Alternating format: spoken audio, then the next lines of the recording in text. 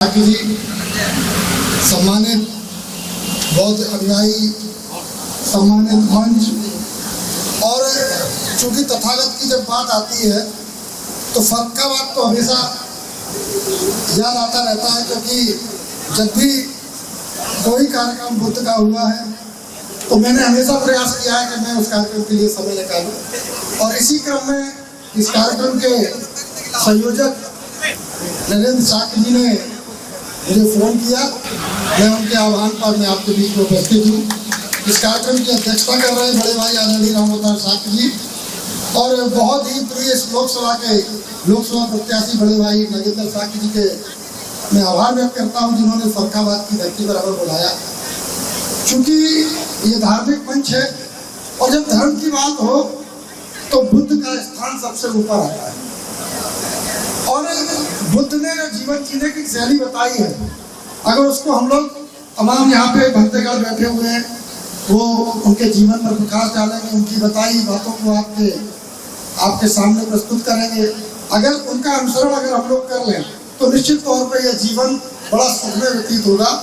और आज जो लोग आज देश में जो परिवेश चल रहे हैं वो युद्ध के परिवेश चल रहे हैं, अगर वो बुद्ध को मान लेते तो युद्ध की नौबत ना आती। हमारे देश के प्रधानमंत्री भी मानते हैं बुद्ध को, लेकिन उनको आचरण में नहीं दबाते, क्योंकि एक मनु महाराज जी आए थे, वो सब गड़बड़ कर गए, इसलिए हम लोगों को पीछे रहना पड़ा। और उस मनु महाराज की वजह से आज भी हम पिछड़े के पिछड़े ही हैं, क्योंकि हम अपनी सोच अगली नहीं बना पाए। तो मेरा आप सभी से निवेदन है, बुद्ध के आचरण को, बुद्ध के उद्देश्य को अपने जीवन में उतारें और बुद्ध का प्रचार प्रसार के लिए जहाँ जैसी आवश्यकता पड़े मैं हमेशा आपके सामने आता रहूँगा, मैं आपके बीच में आता रहूँगा।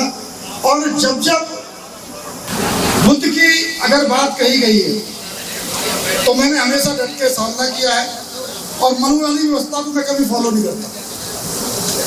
मैं चाहे बीजेपी में रहा, आज समाजवादी पार्टी में हूँ, लेकिन सामाजिक तौर पर मैं प्योर बुद्धिस्ट हूँ और मैं बुद्ध को ही मानता हूँ और बुद्ध की ही बात करता हूँ। हम हो सकता है कहीं भी रहें, कोई समाजवादी पार्टी में रहे, कोई भाजपा में रहे, कोई कांग्रेस में रहे, कोई बसपा में रहे, कोई जनता पार्टी में रहे, लेकिन उद्देश्य एक होना चाहिए कि हमारा सबका धर्म एक है, वो है बुद्ध धर्म। और बुद्ध धर्म की बात हर पटल पर रखनी चाहिए, क्योंकि हमें बुद्ध से ही जाना जाता है। हम लोग जब कोई भी बात आती है तो सदन में भी बात रखते हैं, और मैं निश्चित तौर पे आप लोगों को आश्वस्त करना चाहता हूं कि जब बुद्ध की बात आएगी मैं उन बातों को रखूंगा। और चूंकि मेरे भी कई कार्यक्रम लगे हुए थे और रात भी बहुत हो गई है, और मुझे संख्या के बाद फिर सोरो जाना है कासगंज, तो इसलिए मैं इन्हीं बातों के साथ आपसे विदा भी लेता हूँ और क्षमा भी मांगता हूँ कि मैं आपके बीच में ज़्यादा समय नहीं दे पा रहा हूँ। बहुत बहुत धन्यवाद। नमो बुद्धाय। जय भीम, जय भारत।